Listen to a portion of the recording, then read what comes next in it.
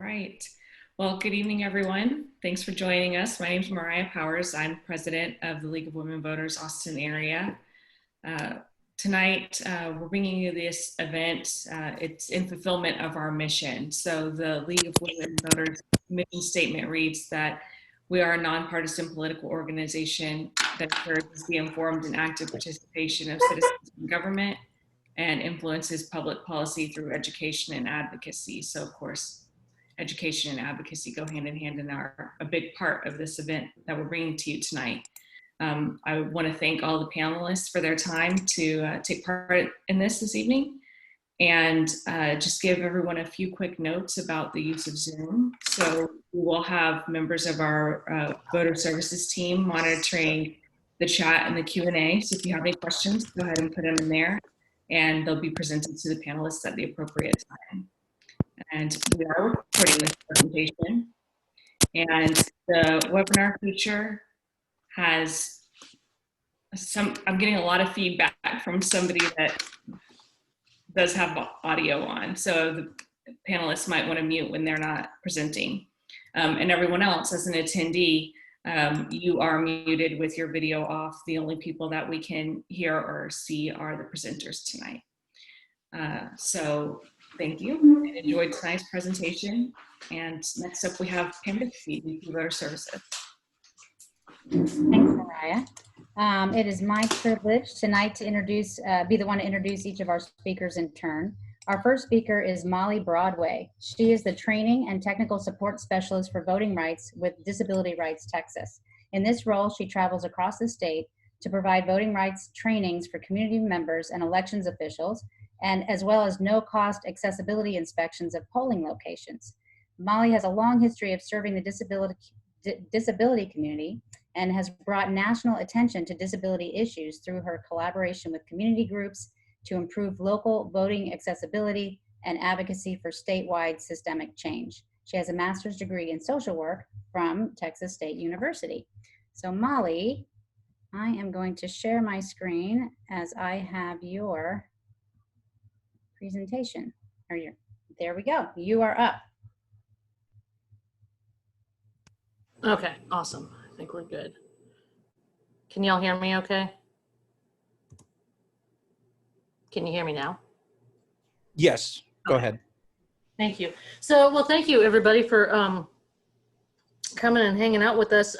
Like it was said, I'm Molly, and I'm with an organization called Disability Rights Texas. And if you're not familiar with who we are the state's protection advocacy agency. Every state in the United States has one, and we are the one for Texas, and we basically exist to help protect the civil rights of people with disabilities, long story short. And so what my role is I get to do voting stuff. I was hoping that I can maybe bring a unique disability perspective to this presentation and kind of highlight some of the trends we've been seeing since the pandemic started. But a lot of questions are, is there anything different going on in this election than in previous elections, like in 2019? And the general answer is there's not a whole lot that's different.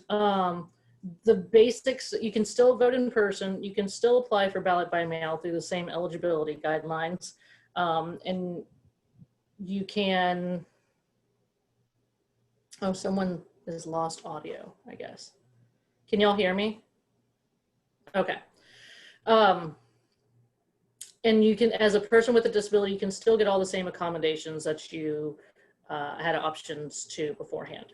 So there is that. What is different is the increased use of personal protective equipment, concerns of everybody's health. There's now an extra week of early voting in November. So early voting now starts October 13th and ends October 30th.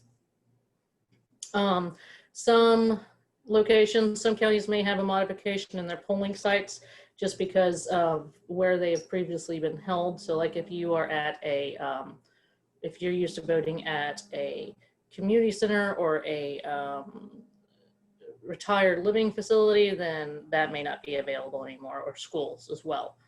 I think we're going to anticipate seeing an increased number of ballot by mail, which is pretty obvious, and then also late ballot by disability vote. So what that means is if you find yourself in the hospital for an unplanned occasion, but you still want to vote, and so it's like early voting, or you find yourself in the hospital on election day, you can apply, you can vote through a late ballot, which means basically you will have a third party come and deliver the ballot to you, and then take the ballot back to the elections office when you're done. So regarding ballot by mail, I think we have a statewide hotline, and we've been getting a lot of phone calls about ballot by mail. I think that's a big question on everybody's mind. And so what I'll say is, regarding disability status, you are not, as a voter, you are not required to say what your disability is or provide proof or documentation of that disability when you are applying for a ballot by mail. You're also not, let's say you go into a polling site and you want to vote, but you need to request assistance due to a disability. You cannot, or you are not required to provide documentation of that disability as well. So when filling out the ballot by mail application, please be sure that you check if you are eligible under ballot by mail through the disability status. And I don't know, is it worth reviewing what the guidelines are for ballot by mail real quick, the eligibility guidelines? You have to be 65, in the state of Texas, you have to be 65 years of age or older. You must have a disability. If you're going to be out of town during voting season, during early voting and election day, and you would like to vote wherever you are outside the county, you have the ability to apply for ballot by mail. And then if you are currently in jail, but you are not convicted of a felony, you can still vote by mail that way. So if you want to apply via your disability status, make sure you check the disability box and that the rest of the form is filled out completely. A lot of people feel like county election officials are going to be very, they're going to kind of be looking through these applications with fine-tooth combs. And my answer to you is it's not their job to decide who has a disability and who doesn't. It's their job to see if the application is filled out correctly and then process that application according to how it's filled out. So there is that. Regarding resources, please be aware that we have a statewide voter hotline. It's available all year round, but even more so during early voting and election days. So we've been pretty busy since March. We've been getting a lot of phone calls, at least 2 to 3 a day, which is pretty big for us. I'd say the top, for your reference, the top 3 calls I'm getting are, regarding what are the eligibility guidelines and the type of eligibility documentation that's needed when applying for ballot by mail. Where can I access an application for ballot by mail? And then did my county I filled out the application. Now I want to know if my county elections office has received the application and when am I to expect my actual ballot that's going to come in the mail. And then a lot of questions regarding curbside voting versus ballot by mail, and what are the different attributes of those avenues of voting. So that's basically what we've been experiencing, and I hope this provides some insight for the disability vote. If anybody has any questions, you can hand out my voter hotline number, which is there on the screen. If you can't see it very well, it's 1-888-796-VOTE or 8683. And I'm around if y'all have any other questions. Thank you, Molly. I have a question actually. So what have you experienced on election day on your voter hotline? What kind of issues tend to come up on election day from voters? On election day, I actually have voters that will call me on election day asking if they can get the ballot delivered to them at their home because they can't leave for one reason or the other. And in case you're wondering, that's a no. You can't have it delivered to you. Also, a lot of questions regarding what is I forget what the official term of it is, but say an individual has difficulty standing for long periods of time and they can't wait in the line. That's, you know, going to take 30 minutes, 45 minutes for them to get up to the table to check in. A lot of people have questions about if there's an accommodation for that, or how they can, because they've heard something about moving to the front of the line. And I'll tell you that 2 sessions ago, I believe it was 2 sessions ago, a law passed saying that if you have difficulty standing up for long periods of time, you can move to the front. You can ask to speak with the precinct judge and see if they will allow you to move to the front of the line. The precinct judge has the ability to say no, but if you are staying in your spot in line and not moving to the front, know that you do have the accommodation you can receive of sitting down. So you can go sit down inside or to the side of the line and have your spot saved. And when your spot comes up to the check-in table, you can go and check in. And that's through the Americans with Disabilities Act, that accommodation. So that's a federal guideline that must be followed. I'm trying to think. Also just questions regarding like where should somebody go vote? So it's election day and they've either haven't been able to vote until now or they've put off voting because of the lines. And so a lot of time is also spent referring callers to their county elections office or helping them find their particular polling site. And that's the beauty of countywide polling or countywide voting. In Travis County and Hays, and I think Williamson County is doing it. I may be wrong, but I know Hays and Travis certainly are, but they are now countywide. So as everybody knows, during early voting, you can vote anywhere in your county. That is a polling site.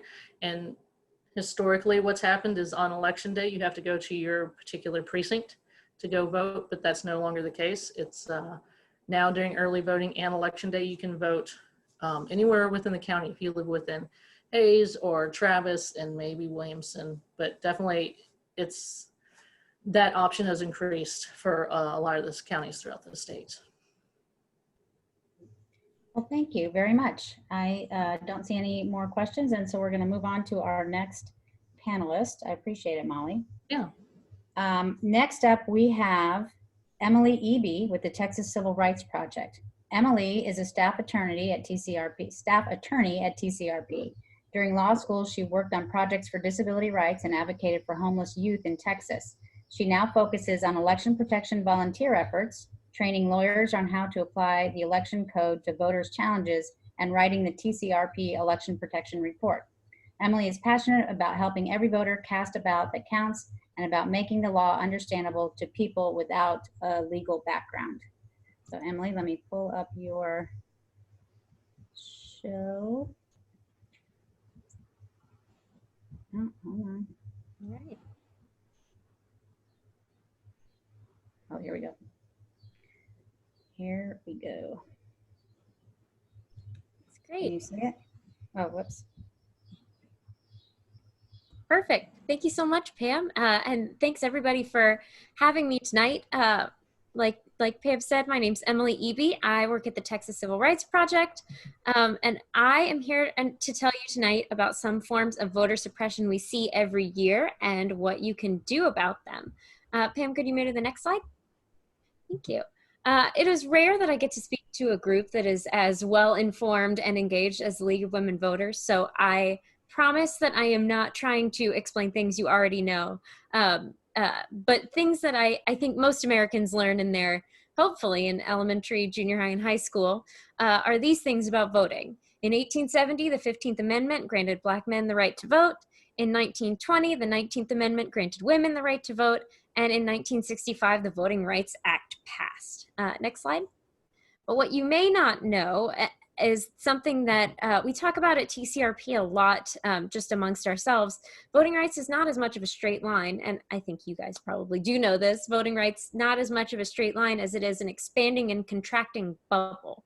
right? And you know, in 1870, black men were supposed to get the right to vote, but because of Reconstruction and power grabs, which is a rant, I promise I will do it another time if anybody is interested. Black men really disenfranchised until 1965. You probably know that in 1787, only white men who owned land could vote, but you may not know that at that time, only 6% of the population of America was white men who owned land. I learned that 2 weeks ago, absolutely dumbfounded. White women got the franchise in 1920. Native Americans were first allowed to vote in 1924, but they were not allowed to vote in all US states until 1962. They were last given the vote in 1962 in New Mexico. Chinese American immigrants couldn't vote until 1943. Voting Rights Act expanded voting rights to Black voters in 1965. And of course, the voting age was 21 until 1971 when it became 18. But now everyone can vote, right? No problems? No, not quite. In 2013, Chief Justice John Roberts said that racism was over and everything was good now in the decision Shelby County versus Holder. And he got rid of the most powerful protections of the Voting Rights Act in one of those 5-4 decisions that makes me angry every day. Next slide. I will spare you all the rants that I have about this case, which I think is one of the worst in US Supreme Court history. But I'll just read this Ruth Bader Ginsburg quote that I love. "Throwing out the protection of the Voting Rights Act when it has worked and is continuing to work to stop discriminatory changes is like throwing away your umbrella in a rainstorm because you are not getting wet." Next slide. Of course, when they threw out the umbrella, there was a real storm.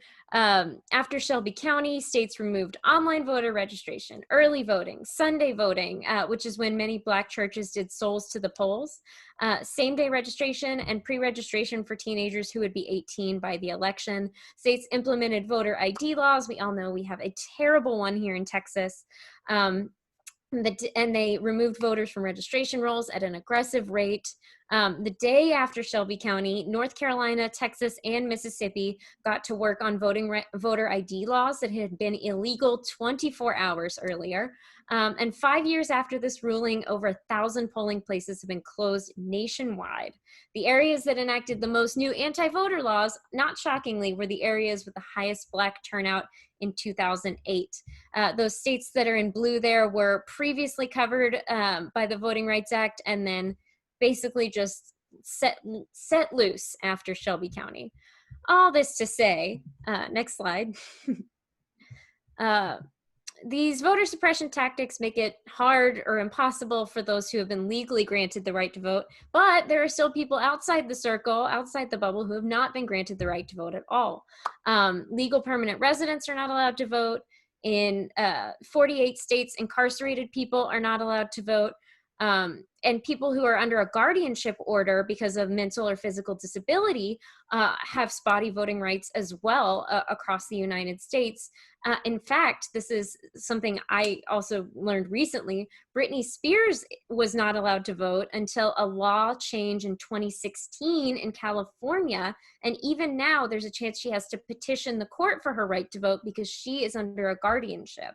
It's just one of those things that is absolutely mind-blowing to think about, that there are still people outside that circle, and we still have to keep pushing out that bubble while also protecting the right to vote for suppression or against suppression from the people who are inside the bubble.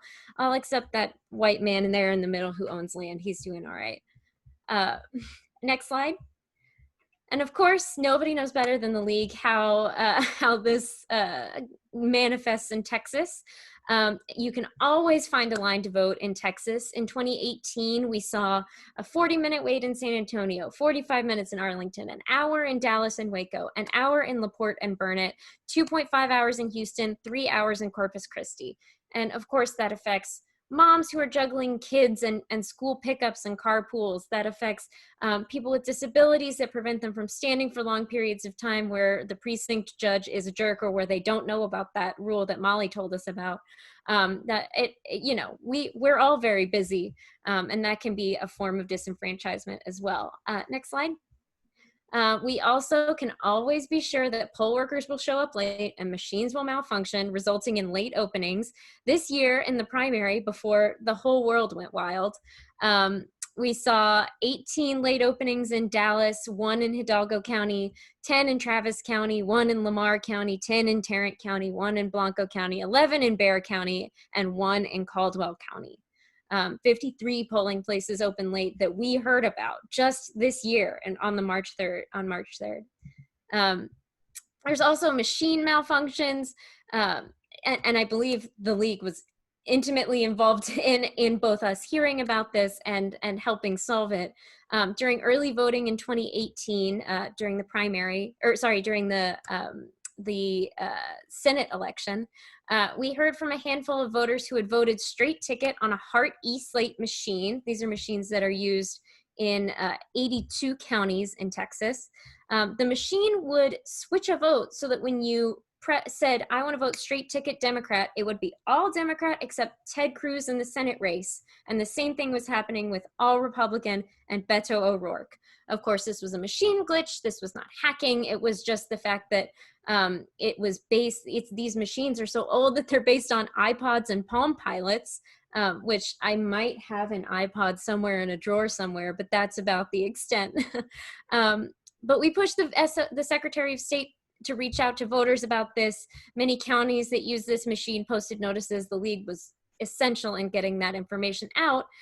But this could have been stopped much earlier. There was a legislative hearing where on machines where someone said, this is a really important issue. We've got to get newer machines. And one of the committee members said, thank you very much. Can we wrap this hearing up? There's a basketball game on. Just amazing. Next slide. As if that weren't enough, there are also over 100 election-related crimes in Texas. Texas makes it very easy to get in trouble for a simple mistake while voting. And of course, they are not equally enforced. Next slide. Of these 3 voter prosecutions in Texas, which one do you think got no jail time? Was it Rosa Ortega, who voted without knowing she was ineligible? Was it Crystal Mason with casting a ballot that was never counted without knowing she was ineligible?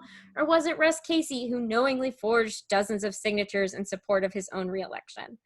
Of course, it was the white guy who committed crimes on purpose, who never got in trouble for it, or who got in trouble but didn't see any prison time for it.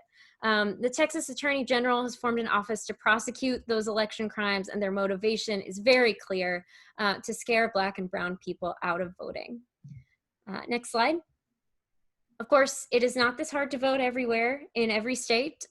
Registration-wise, the states in blue are states that can register to vote online. Texas is gray. Next slide. The states in blue on this one are states where you can do some form of registration to vote on the same day that you go to vote. Of course, Texas is gray. Next slide. And the states in blue will automatically register you to vote with no action needed on your part. And of course, Texas is gray. Next slide. Molly covered this really well. Vote by mail has been a debacle this year, but these are the people who can absolutely vote by mail no matter what. 65 years or older, people with an illness or disability, people who are in jail but eligible to vote, and people who are out of their home county for all of early vote and election day. Next slide. Illness or disability, you mean like being vulnerable to COVID? You'd think, but according to the state, no. Next slide. And Molly covered this really well, so I'll just add to it and say disabilities can be visible or invisible, and if you hear about anyone, any poll workers questioning a disability or trying to make someone prove this at the polling place, please call a number I'll give you, 866-OUR-VOTE, and let us know that's something that is voter suppression and we'll want to stop it. Next slide. Of course, this slide is more important for groups that are not the league, but important election dates are here. Next slide. These are things that we're expecting counties to do. Travis County has said they will do these things. Let us know. Again, I'll give you that phone number if that's not the case.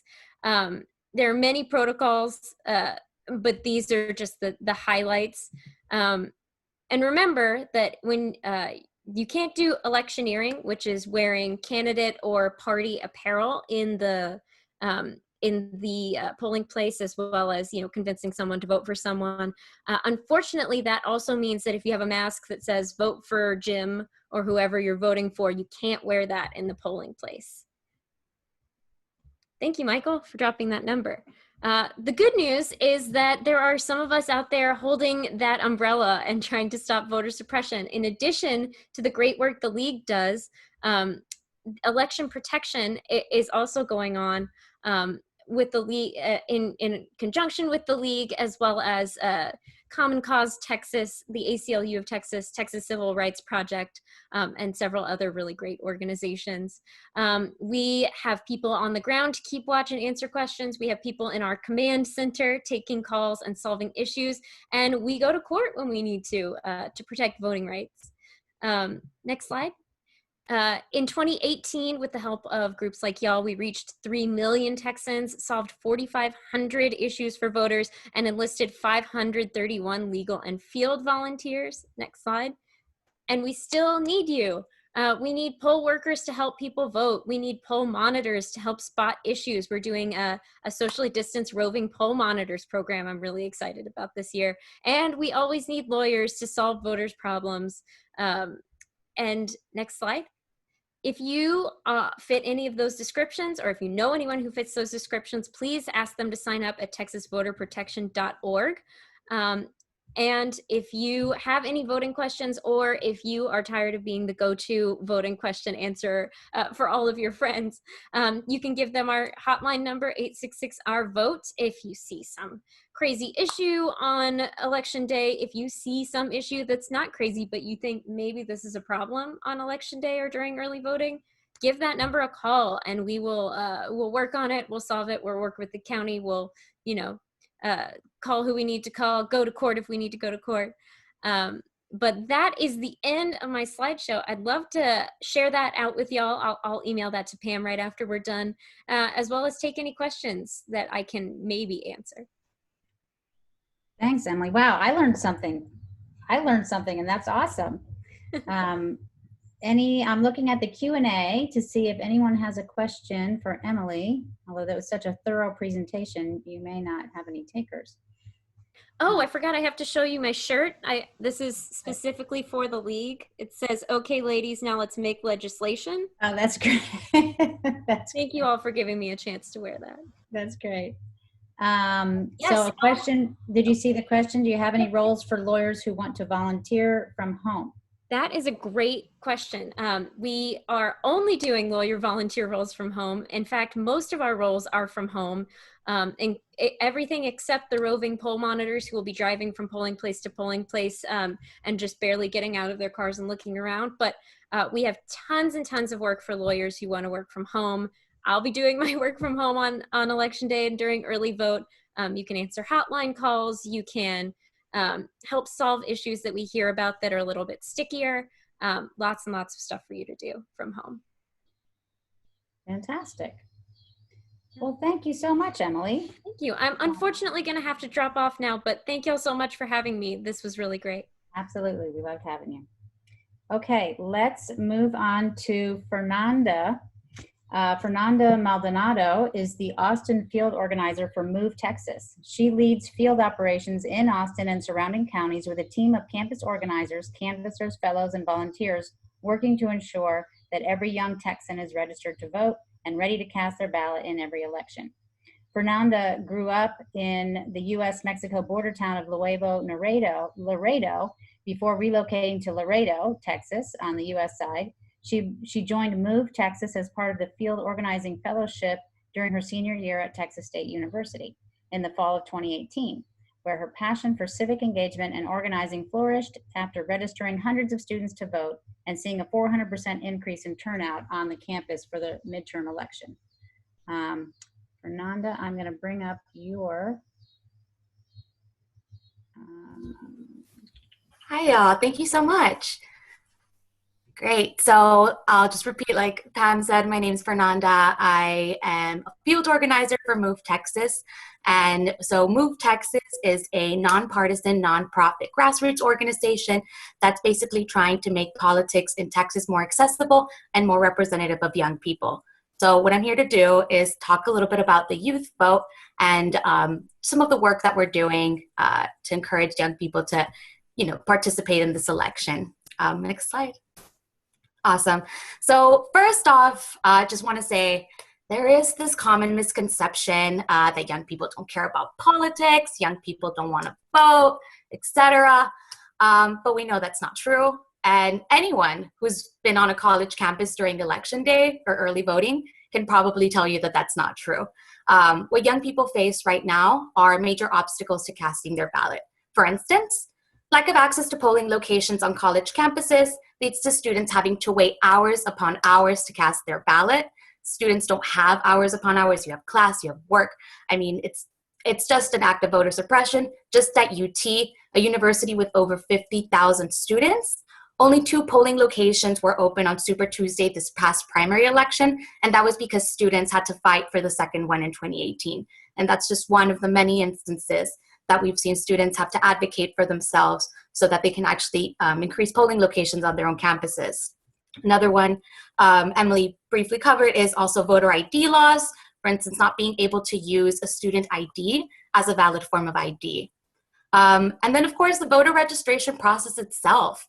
Having to register 30 days before an election only gives us about a month, which is a pretty small window of time to ensure that students are able to actually get registered to vote before the next election. And there's many more. For instance, the fact that civics has been systematically underfunded since we gave 18-year-olds the right to vote after the Vietnam War, case after case. So what students face is major barriers to actually being able to vote, not just students, but young people in general. Oh, and sorry, I'm still on this slide. We know that voting is a habitual act, so I just kind of wanted to break down what some of these points I wanted to highlight were. We know voting is a habitual act when it's a muscle that young people have to exercise. We get a young person to participate in at least 3 consecutive elections. We know that they're more likely to become a lifelong voter. So our work isn't just about empowering young people to exercise their right to vote. Our vote isn't just about one election or one candidate. It's about empowering young people to exercise their right to vote and fundamentally change the electorate to build that long-term power. We also know that young people are by and large issue-first voters. Our generation is driven by values, not political parties. So it's important for us to make the connection between our values and our votes by emphasizing the importance of building powers for the issues you care about. And of course, that aligns with our nonpartisanship. Lastly, we're for young people, by young people, because we know that young people aren't only the future, we're here right now. By the year 2022, 1 in 3 registered voters in Texas are going to be under the age of 30. And of those people under the age of 30, 2 in 3 will be people of color. So let's be blunt, most candidates aren't really making much of an investment in the youth vote. We know from this past primary election, 60% of young people reported that they were not contacted by a campaign during this primary election. We're here to actually make those investments. We know that Texas wasn't a battleground state until young people actually turned out in massive numbers and made it one. And we also know that young people and people of color have been the primary targets of voter suppression. So I want to talk about some of the ways that we're continuing to do our critical work to register and engage young voters, as well as counter attacks on our democracy. Next slide. Awesome. So I want to talk a little bit about our voter registration mail program. At Move Texas, we have undertaken one of the biggest voter registration mail programs in the state. We've sent over 300,000 voter registration forms to young people, young unregistered people in Texans between the ages of 18 to 35. Of course, we can't expect all these young people to register to vote just like that. So what we're doing is we have an ambitious plan to call every single one of these 300,000 unregistered voters to, 1, ask them if they've received their voter registration form, 2, have them sign it, And 3, put it back in the mail. We've got their postage covered. And I just wanted to emphasize how important making these calls are. Studies over the last couple of years showed that a small percentage of folks mailed voter registration applications can be expected to mail them back without any prompting. So we increase the likelihood that unregistered voters mail back these applications by as much as 25% if we actually talk to them over the phone. As of this last week, we've made over 153K calls, which is insane. And since August 17th, which is when we started this voter registration mail campaign, we've registered 5,350 voters.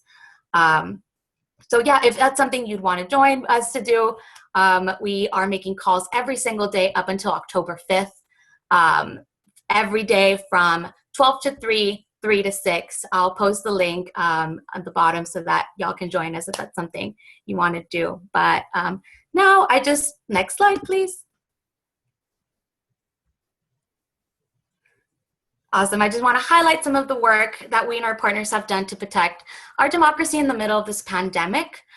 So in Bexar County, 12 election polling locations were closed. The lack of innovation, use of technology, and initiative has come at the expense of San Antonio residents' voting rights. So we've been putting on a pressure campaign on the Bexar County Elections Administration. There's also been some resistance to working with community organizations. We know that the largest university in the city, UTSA, was not an early voting location this past primary election, to the huge disadvantage of not just students, but other members of the community who also rely on this polling location. They were in violation of several election codes, like having twice as many polling locations in one precinct than in another. And additionally, they had less early voting sites planned this election than in 2016. We worked in partnership with the Texas Civil Rights Project.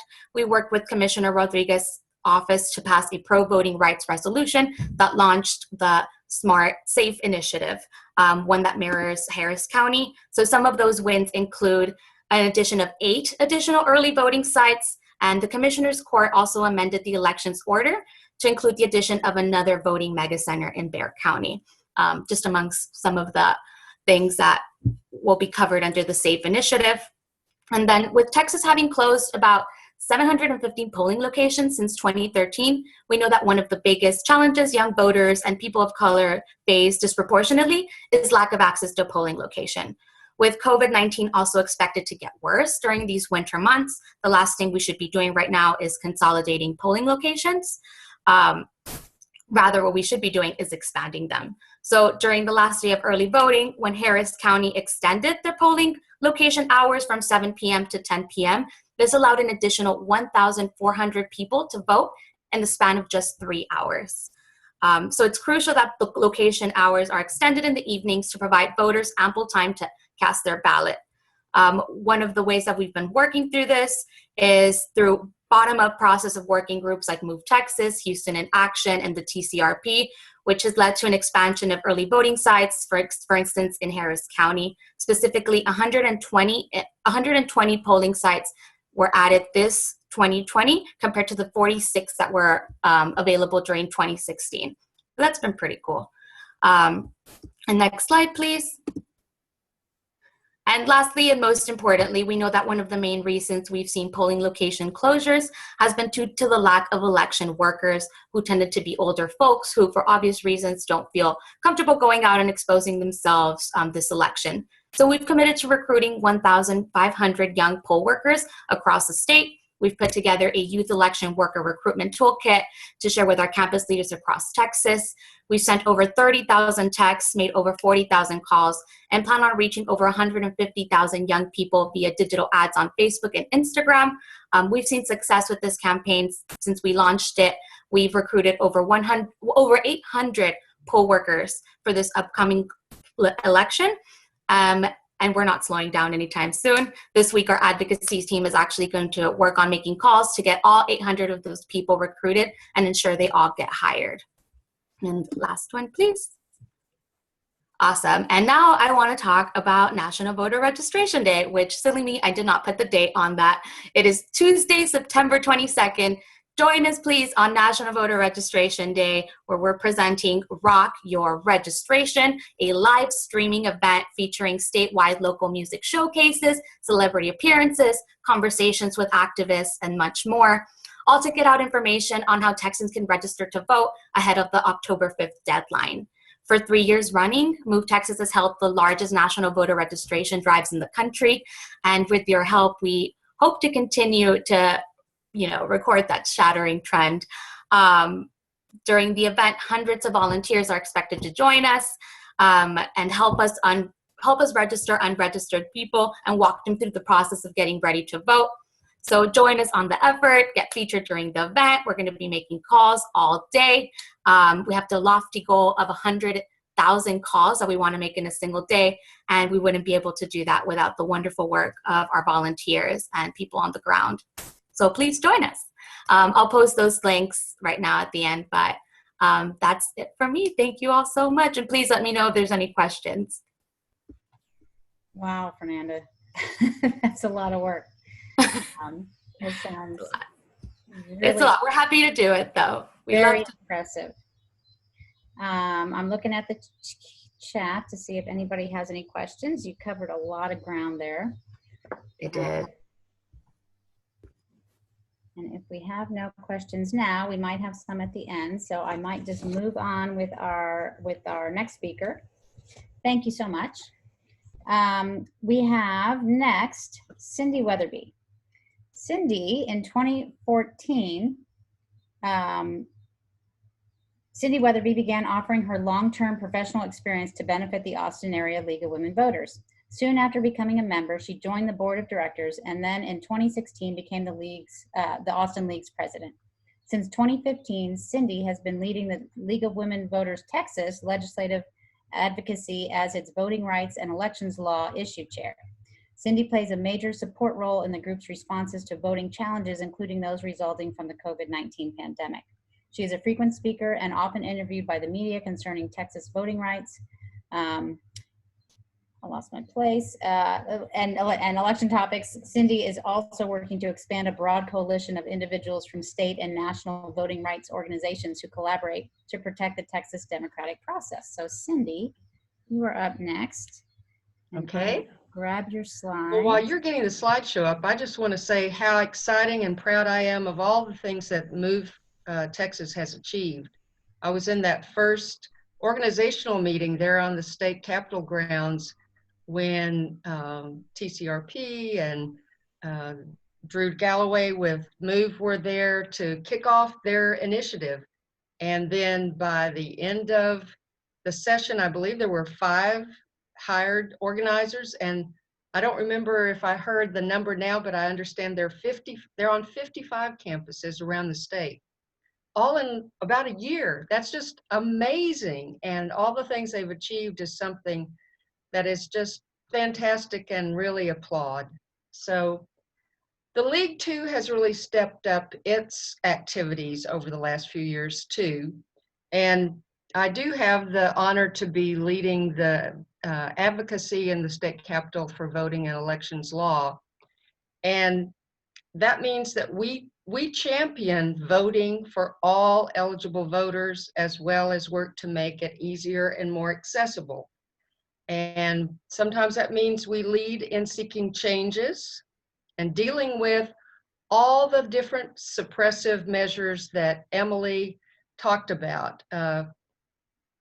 And so we reach a point, though, in the process that we transfer our focus from trying to make change and being able to get some changes made to dedicating ourselves to making sure that all voters use whatever system we have in place at the time to be able to make their vote count. Their vote does matter. So Texas rules have been in flux for several decades, and that's certainly true this year, not so much because of legislation, but because of COVID-19 and the changes it's brought. I think everyone that's spoken tonight has talked a little bit about the fact that early voting is going to start almost a week earlier. So we have almost 3 weeks of early voting that will spread out that time period where you can go directly to the voting place. It's also a time when all those May local elections were moved to November. Now, that's not a big thing in Austin because the Austin School District and the City Council elections were moved to November a few years ago. But there are a number of local elections that still would have been in May and now will be in November. Add to that the fact that this will be the first election that will ever have no straight party ticket voting. And that means there's a very, very long ballot. So having more opportunities to spread the polling out over a longer period of time and to take advantage to the fullest capability that you can for vote by mail to allow you to sit down and make your choices in your own home are really important options for you to consider. On top of that, we have an abundance of inaccurate and false information, and we all need to work together to put an end to that whenever we come across it. It's always been a great idea to do your own personal voting plan, but it really helps to emphasize that today with all the things that we're operating in, and that's something we want you to even consider writing down, because it'll help you determine when it is you're planning to vote and how you're planning to vote. So you can go to the next slide, please. I've put on here a website address on the Texas League of Women Voters website. And I should say there have been major strides in making sure that we have the latest information available for all the leagues in Texas and every one of our other collaborators, where we give you the facts and it's trusted, and we typically connect to other sources as well. So you can go to this website and find out answers to all your questions that I have listed here. As a league member, you probably know that the easiest way to check to see if you're registered is to go to vote411.org, which is our website where we post the voter's guide, and it gives you so much other information. This website that I've just given you is really sort of a toolkit for you to use throughout this process and to share with other people. It includes text about these processes, but there are also links and videos that'll give you background information on all the different people you'll be voting on and what they do and how things work and all the deadlines like you see on this slide. If you've requested for your ballot by mail, you will be able to take your time, but you need to get it back quickly. And I'm going to talk a little bit about how to maneuver the legal deadlines versus what will make you very confident that your vote is going to count. Next slide. And what we do is we always use trusted voter information websites. And in this day of hacking and misinformation, this becomes more important than ever. Vote411.org is our trusted information, and that's where you're going to get your personalized election information. You enter your address and you get your personalized ballot, and it sorts the voter's guide for the information that only your ballot is going to, the candidates for your ballot will be available to you for. So you don't have to go through the entire voter's guide to find out the people you're voting on. It's going to be presented to you. The League of Women Voters of Texas.org, lwvtexas.org, has all sorts of nonpartisan resources, as I said. Emily also mentioned texasvoterprotection.org, and I can't remember if she mentioned that if you go to that website on your smartphone and you encounter any problems at the polls, you pull that up on your smartphone and it gives you a direct link to information that you need to talk with an attorney who's been trained in those election law issues and in the language that you need. So it'll connect you directly to a Spanish-speaking attorney or the other languages, or it'll connect you to Molly's Disability Rights Texas directly from that website. And also, if you're deaf or hard of hearing, there is a video website it connects you to so that you can do American Sign Language. That's a one-stop shop. League of Women Voters is involved in that. I actually was a volunteer last March this year. It's hard to believe it's been that long. This year, it seems like a decade ago, but it's a really helpful thing to do. And if you've encountered a situation where you think you're being asked to do something you don't think you should be, for instance, if you're giving an alternative voter ID, photo ID, than the first 7 that are listed on the sheet, you still are entitled to a regular ballot. And maybe an election worker who's new or isn't on top of things is trying to tell you, no, you need to do a provisional ballot. If you know that that's the case, you can challenge that. And you can also, for other examples, pull out your phone and pull up that voter protection line so that maybe an attorney can help you before you ever leave the ballot place or before you do something that you don't think is the right thing to do. Because they often can either elevate that situation and get it changed while you're still there before you leave, or perhaps if you've had something done to you that doesn't feel right, they can get your information and you might be someone who can be involved in the next lawsuit over this issue, showing how you were damaged. Or that information and you might get involved in going to the state legislature the next session to talk about the situation you encountered. So it is important to be connected. Don't just upset and leave. VoteTexas.gov is the Texas Secretary of State's website. The League of Women Voters of Texas does a 254 county website review before every election. This is the 6th election that we've done that. And one of the things that we emphasize is having each of those county websites connect directly to the Texas Secretary of State's website so that there's no question about interpretation of the law. And as much as we sometimes may disagree with the political side of the Secretary of State's office, the people who are working there and providing assistance to county elections offices work very hard to make sure that the information is clear and accurate, obviously. We're coming up against an election deadline, and we want to make sure that we get you registered as soon as possible.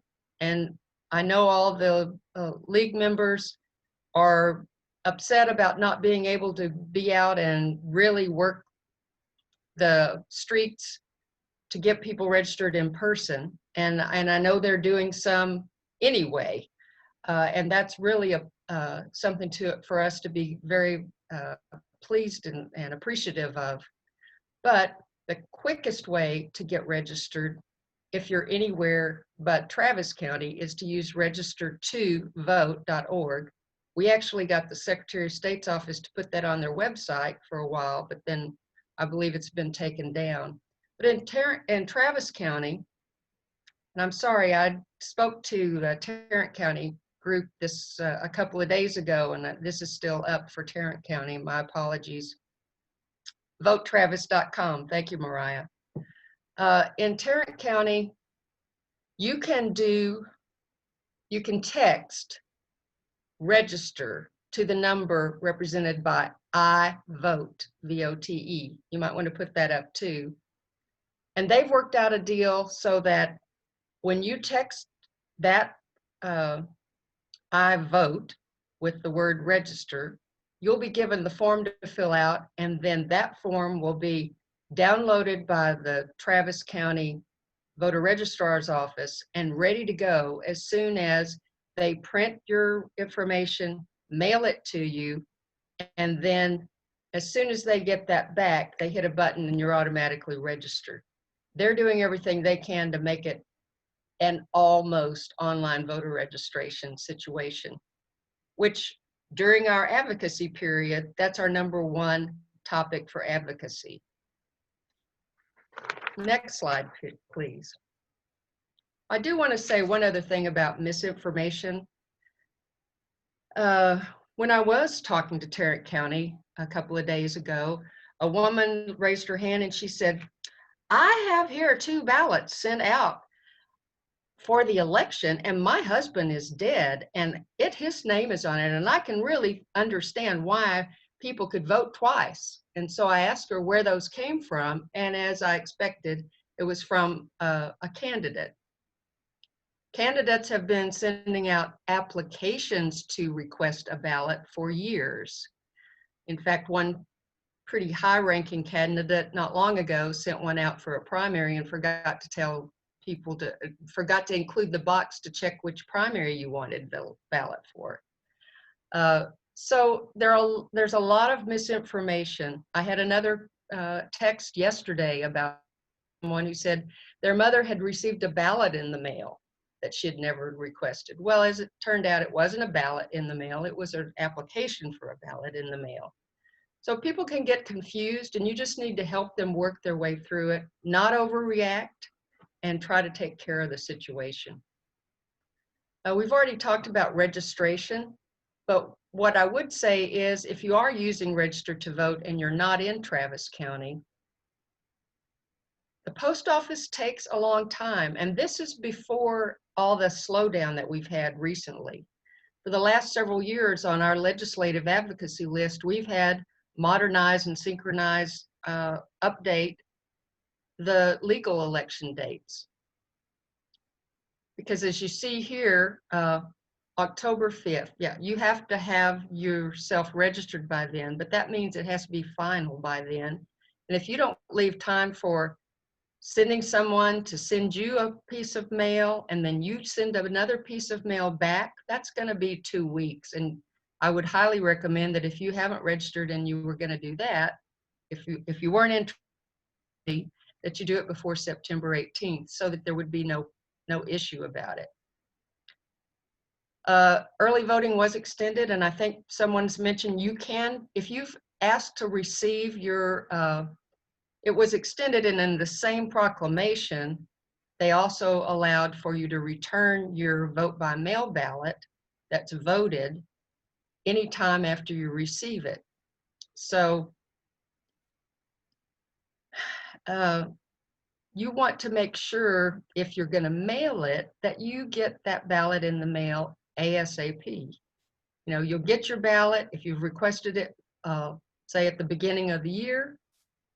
You'll want to get your ballot in a day or 2 after you receive it. You may get it as early as October 3rd. Mail ballots go out 30 days if they've had you in the system for a long time, 30 days before the election. Otherwise, if you send it in later, they're supposed to get it to you within 7 days. But in this world that we're living in today, that's going to be a challenge for them too. Then the other thing I want to recommend as part of your plan as you're deciding what day you're going to vote, the last day of early voting is often just as busy as election day. Now, I'm not sure what it's going to be like this election, but I do know what it was like a couple of years ago. Early voting, the last day, Friday, and sometimes the first day can be a really long line. I've heard from talking with Travis County that the shortest lines always previously were on Sundays. Okay, back to this whole issue about the post office. USPS general commitment on mailing is 1 week for first class mail.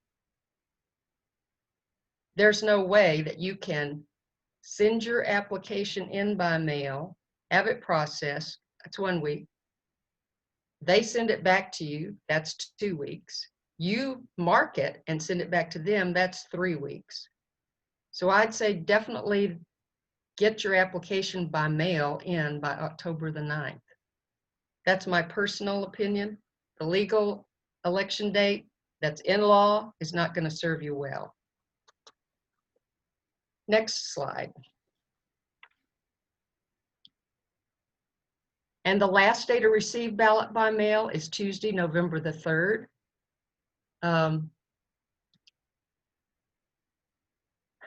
We have seen that most all of the mailed ballots were counted that were sent. However, there are always a number that get in late or that, you know, have problems with their signatures and such. Now, we just won, and I hate Emily's gone because TCRP helped with that, just won a lawsuit that requires a process for you to be notified if there's something wrong with your ballot before the election date.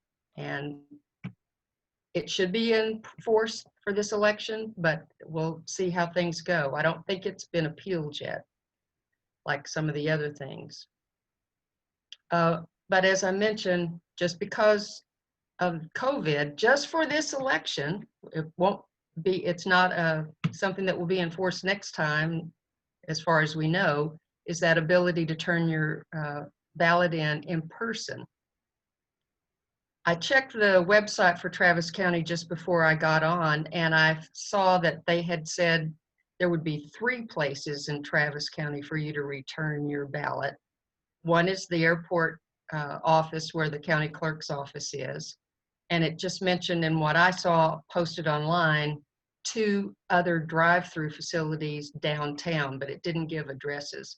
So that'll be coming out, I'm sure. And maybe there's someone on this webinar that knows more about that they haven't updated their website yet. But as far as I know, those are the only 3. I know in Houston, I believe they're going to have 9, but Houston's a much larger place, a bigger geographical area, and they're going to be having some drive-throughs, 9 or 10, I believe, and some situations that are set up sort of like sonic drive-ins for people to do that.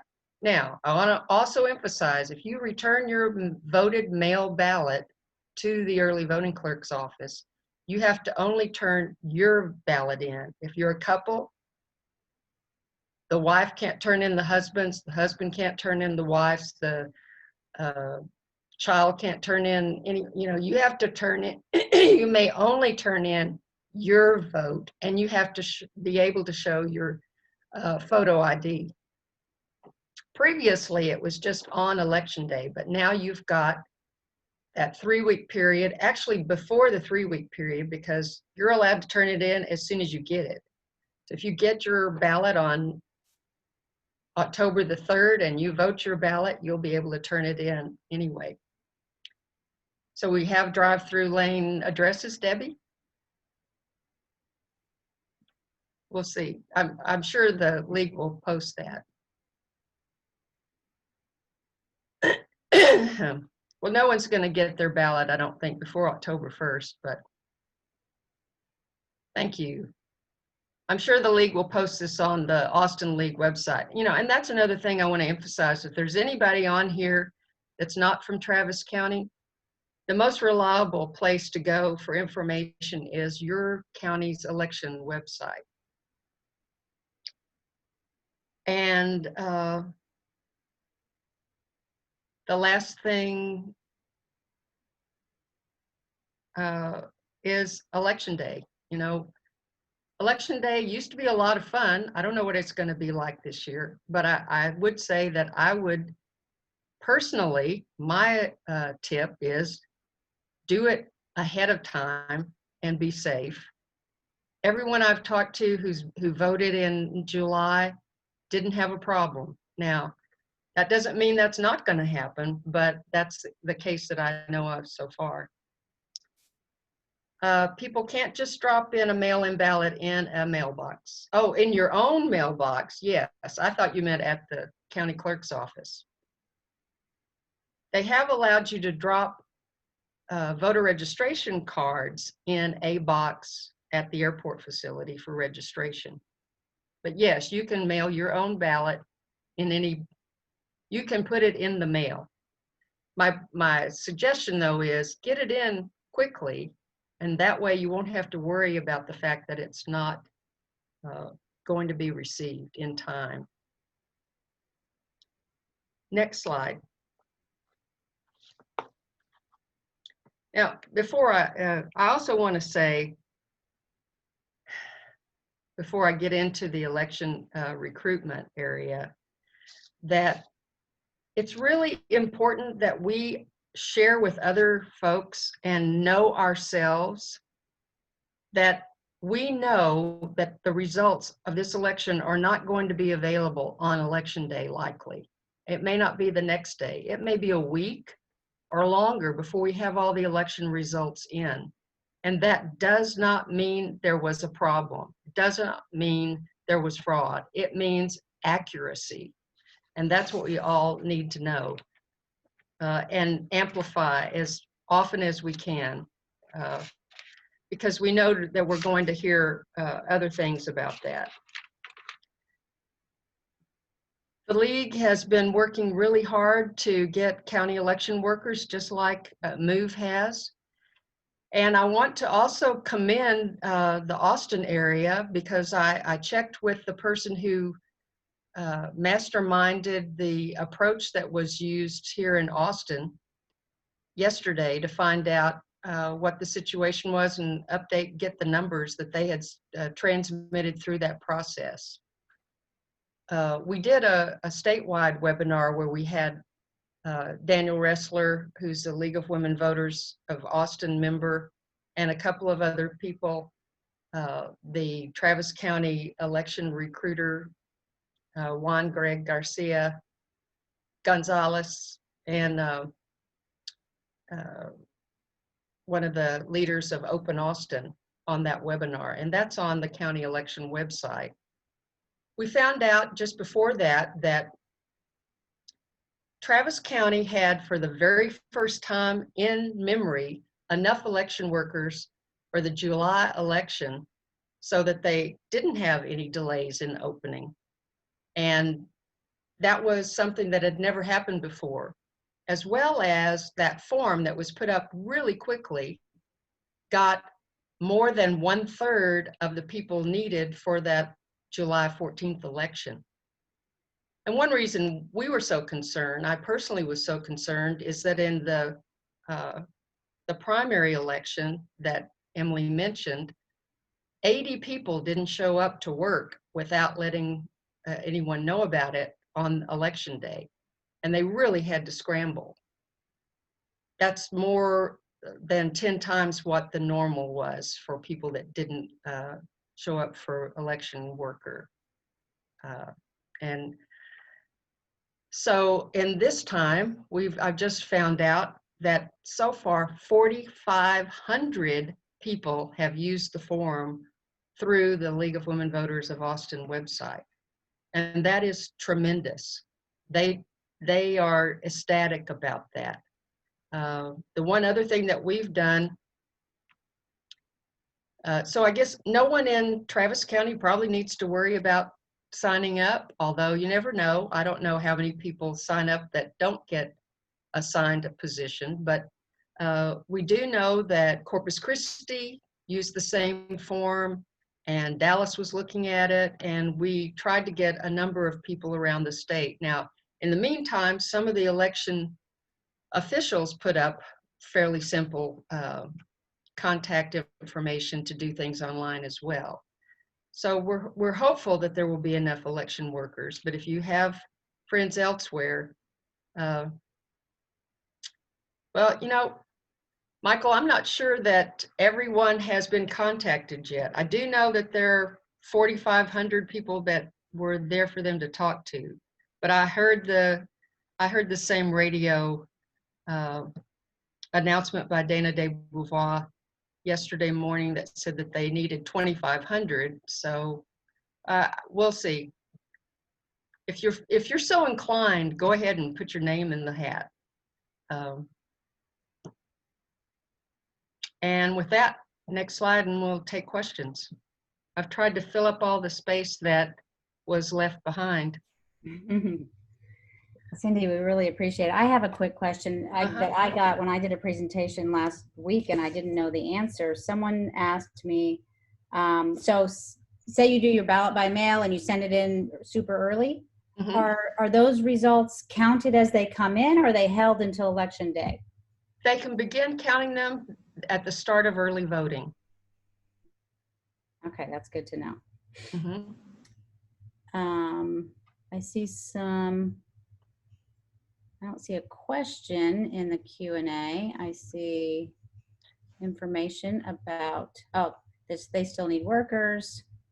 Yeah, and maybe we need to give a call over to the election recruiter and confirm that.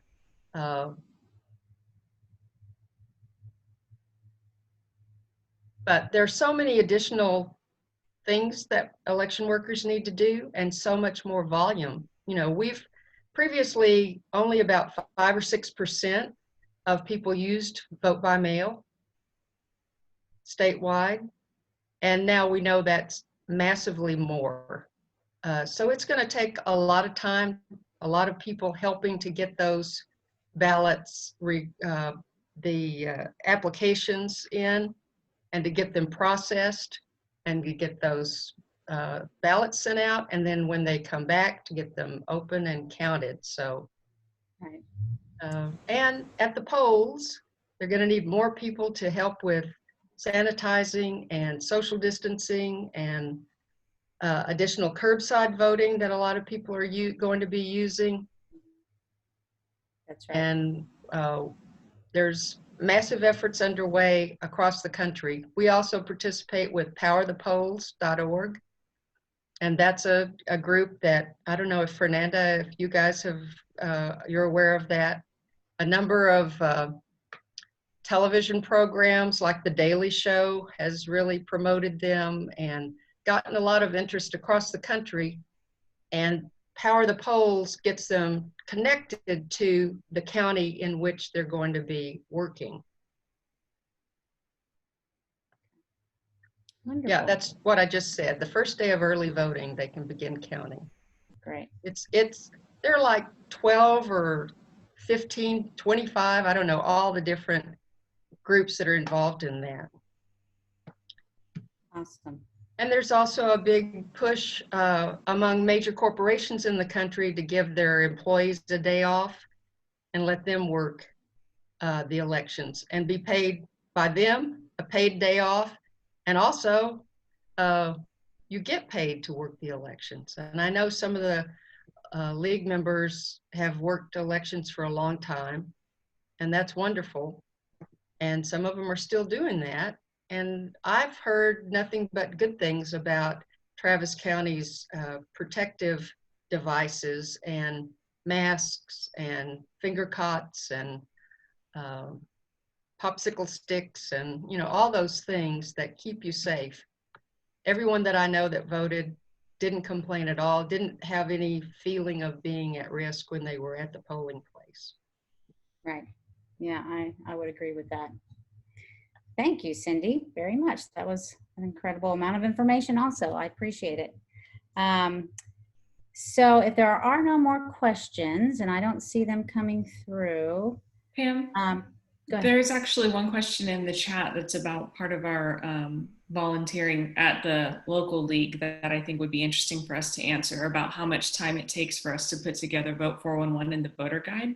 And I thought maybe you or Gretchen could comment on that. And they also yes. know how volunteers can get involved with that. Okay, I was actually about to give it to Gretchen. So let me introduce Gretchen, and then I'll have her answer that question and also talk about the voter's guide. So Gretchen Otto is our voter guide chairperson, and this year she's responsible for producing 4 different versions of the guide, which is going to be somewhere around 68 pages. So we're adding Vietnamese and Chinese translations to our typical English and Spanish. So it's an amazing amount of work, and we're so appreciative. And Gretchen, I'd like you to talk a little bit about the voter guide and what's going on, and then answer that question about volunteer opportunities there. Thank you. Yes, I would be happy to. So now that you're registered, you have a plan to vote, and you know your voting rights, it's next, the important thing is to be an educated voter and make sure you learn what is on your ballot before you go to your polling place. The League of Women Voters wants you to have unbiased information, which is why we produce a nonpartisan voter's guide for every election. This is a general election with a lot of races besides president and senator. There are statewide races, countywide races, city races, school boards, bonds, charter amendments. And as Cindy said, any races that would normally be in May were postponed this year to November. So many of us will have the longest ballot we've ever seen. In fact, there are over 50 races just in Travis and Williamson counties. That's more than 250 candidates. You won't have all of those on your ballot, of course, just your city and school district races, not all the city races. But you are likely to have a couple of dozen races. So you will want to know ahead of time which races are on your ballot and who you want to vote for.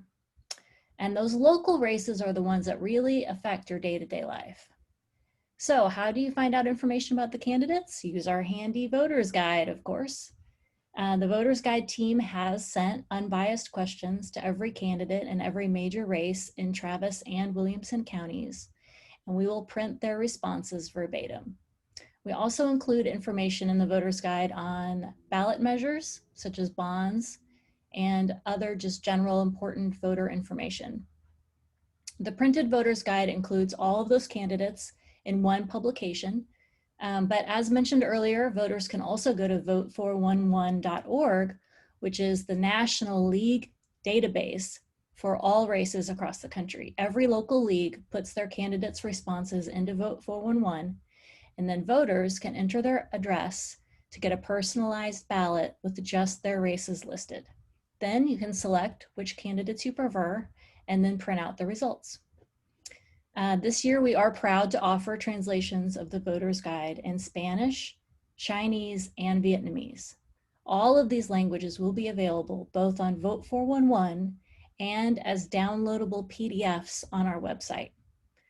In addition, we're printing the English and Spanish voter's guides, and we have a large team of volunteers to distribute those all across Austin.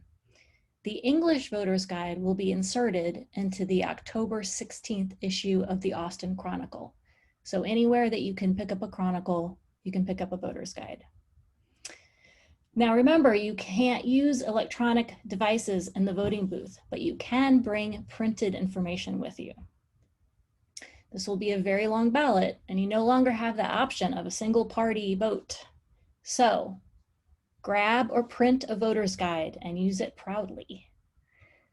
And as far as how much time it takes to get all the candidate information in Vote411, well, we started really in July, so I guess I would say 3 months total time for everything that goes into the voter's guide, the translations, the checking, all of that.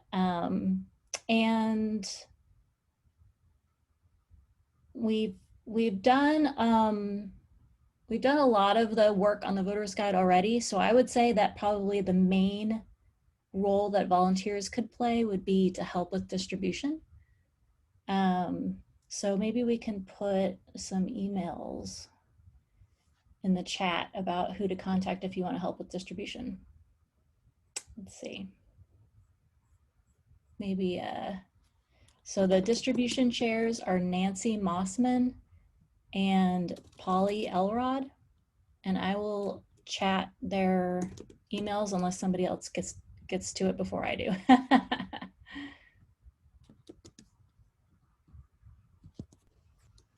Yeah, that's great. I've seen already a few volunteers signing up for distribution. That's awesome. Were there any other questions for Gretchen about the voter's guide?